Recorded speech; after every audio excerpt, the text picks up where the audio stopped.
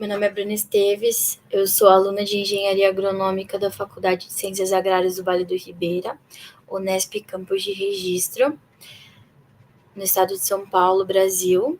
O meu experimento é sobre desenvolvimento de substrato para a produção de catleia, com resíduos da produção da polpa de jussara. A jussara é uma palmeira nativa da Mata Atlântica e é uma peça-chave para esse ecossistema, devido às suas características ecológicas. Uma das formas de incentivar a preservação dessa espécie é a extração da sua polpa, conhecida como açaí jussara. Essa extração tem como subproduto do seu processamento a borra e o caroço, que correspondem a aproximadamente 76% do volume total. Um setor do agronegócio com possibilidades de se beneficiar com esse resíduo é o de plantas ornamentais, mais precisamente a produção de orquídeas, apresentando um potencial que é ainda inexplorado para compor substratos, principalmente se a gente levar em consideração as características econômicas e ecológicas desse material. A utilização desses resíduos agroflorestais ele vem como uma forma alternativa para minimizar o uso de recursos não renováveis, sendo um material de fácil acesso e de baixo custo para a comunidade local e também colaborando para a economia circular. Esse experimento teve como objetivo avaliar o desenvolvimento das mudas de catleia em substratos obtidos a partir dos resíduos dessa agroindústria e também avaliar o efeito do uso do caroço de jussara inteiro ou triturado na substituição da casca de pinos e do esfagno nas formulações do substrato. O experimento ele foi conduzido aqui na Unesp FCA-VR, no campo de registro, e a condução foi dividida em 3 fases. Então, a primeira fase foi a caracterização do resíduo, a segunda fase foi a formulação e as análises físico-químicas dos substratos, e a terceira fase foi a montagem dos ensaios e as avaliações de substratos no cultivo da catleia. Então, na primeira fase, que foi a caracterização do resíduo da agroindústria da polpa da jussara, esses caroços, né, eles foram doados por uma agroindústria de polpa da região, como se tratam de sementes recalcitrantes, onde na presença de água há germinação. A gente deixou esse material secando por 60 dias em local aberto, e posteriormente a esse período, metade do material passou pelo triturador e desintegrador de grãos, onde a gente conseguiu esse material bem fibroso, que é o caroço triturado. Então, aqui são os 2 objetos do experimento, o caroço inteiro e o caroço triturado.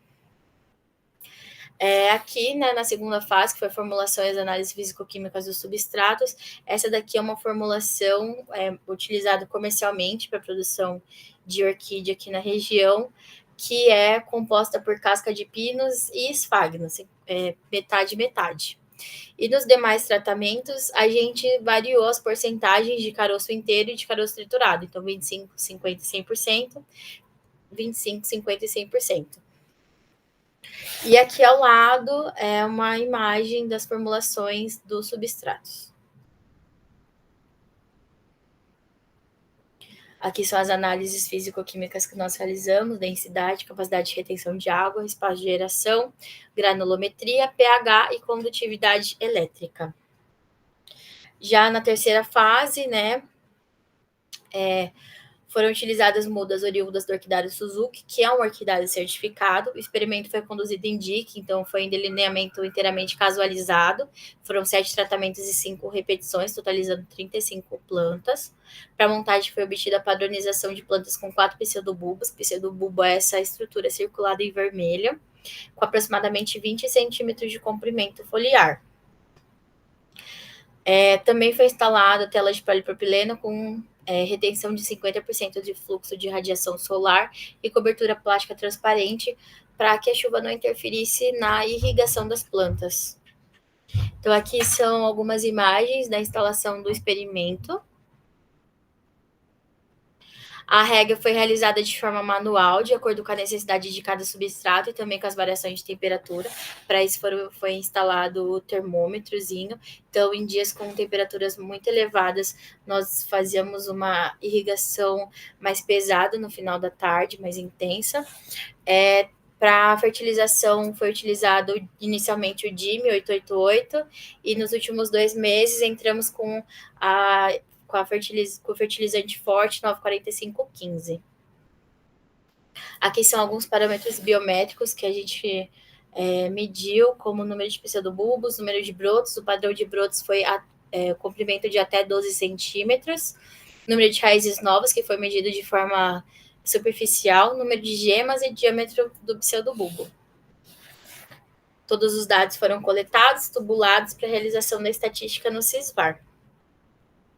Aqui, sobre o teste granulométrico, a gente consegue observar a predominância dos números de partículas retidas na peneira de malha de 6 milímetros. Justamente essa predominância desses grânulos retidos na peneira de maior malha, ela favorece o melhor desenvolvimento das orquídeas, uma vez que essa espécie se trata de uma espécie com hábito epífita. Então, ela necessita de uma maior taxa de circulação de ar nas suas raízes. Aqui são os testes físico-químicos, né? Eu vou dar ênfase principalmente em densidade, capacidade de retenção de água e espaço de geração, porque o comportamento dos substratos foi muito influenciado por eles. Então, em relação à densidade, correlacionando com o que foi observado em campo, a gente consegue perceber que substratos muito leves, né, substratos menos densos, tiveram dificuldade para fixar as plantas justamente devido ao peso da parte aérea das orquídeas. Já substratos muito densos, como foi o caso de caroço inteiro 100%, também teve dificuldade na fixação das plantas, não só devido ao formato esférico, né, dos caroços, mas também por ser muito denso, dificultou a expansão das raízes dentro desse material. Bom, em relação à capacidade de retenção de água, né, ela está correlacionada diretamente ao manejo de irrigação e também à tolerância da planta ao encharcamento. Dessa forma, a gente tem que os substratos que possuíram, né, a maior porcentagem de capacidade de retenção de água foram o caroço triturado 50% e caroço triturado 100%, que pode ser justificado devido à quantidade de fibras proveniente do material. Também correlacionando com o que observamos em campo, foram os 2 tratamentos que apresentaram maior porcentagem de raízes apodrecidas. Já em relação ao espaço de aeração, Petro 2008 diz que o espaço de aeração deve ocupar de 20 a 40% do volume total, isso para plantas cultivadas em vaso. E todos os valores observados são superiores a essa faixa. Apenas o tratamento de caroço inteiro 100% aproximou da faixa que é considerada ideal. E também a gente consegue observar que o uso de caroço inteiro nas diferentes proporções, ela reduz o espaço de geração dos substratos. Para a produção de uma orquídea epífita, essa característica tende a limitar o desenvolvimento radicular, então não é tão interessante. Também é legal observar que houve uma elevação no pH com a adição de maiores percentuais, seja de caroço triturado ou de caroço inteiro nos substratos, elevando o pH à faixa descrita por Takane em 2013 como ideal de 5 a 6,5.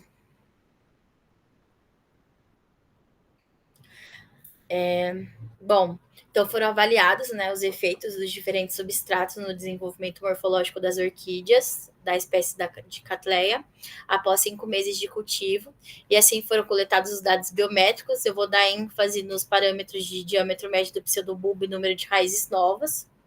Para o parâmetro diâmetro médio do pseudobulbo, os tratamentos de caroço triturado 100% e caroço triturado 50% foram os que apresentaram as médias estatisticamente inferiores aos demais, o que demonstra um impacto negativo para o desenvolvimento dessas orquídeas, uma vez que o pseudobulbo é uma importante reserva de carboidratos de água para essas orquídeas. A gente também consegue observar que esses tratamentos obtiveram um maior número de raízes novas, o que indica uma resposta fisiológica à sobrevivência das plantas se a gente correlacionar com a capacidade de retenção de água. Então, alta capacidade de retenção de água, alta porcentagem de raízes apodrecidas, baixo diâmetro de pseudobulbo, então gastou das suas reservas para produzir novas raízes para se fixar novamente no substrato. É importante a gente levar em consideração que para um bom crescimento, seja foliar ou radicular para uma orquídea, a gente precisa se atentar muito à capacidade de retenção de água, à permeabilidade, aeração adequada, pH. Então, aqui são as imagens do desenvolvimento das plantas. Então, a gente consegue observar o melhor desenvolvimento, né, do tratamento 5, no tratamento 2, no tratamento 3,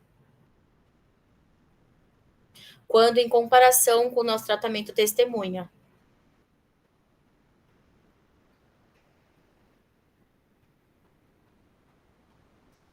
Dessa forma, nas condições do experimento, pode-se concluir que os resíduos eles apresentaram potencial para compor substratos para as orquídeas do gênero de Cattleya.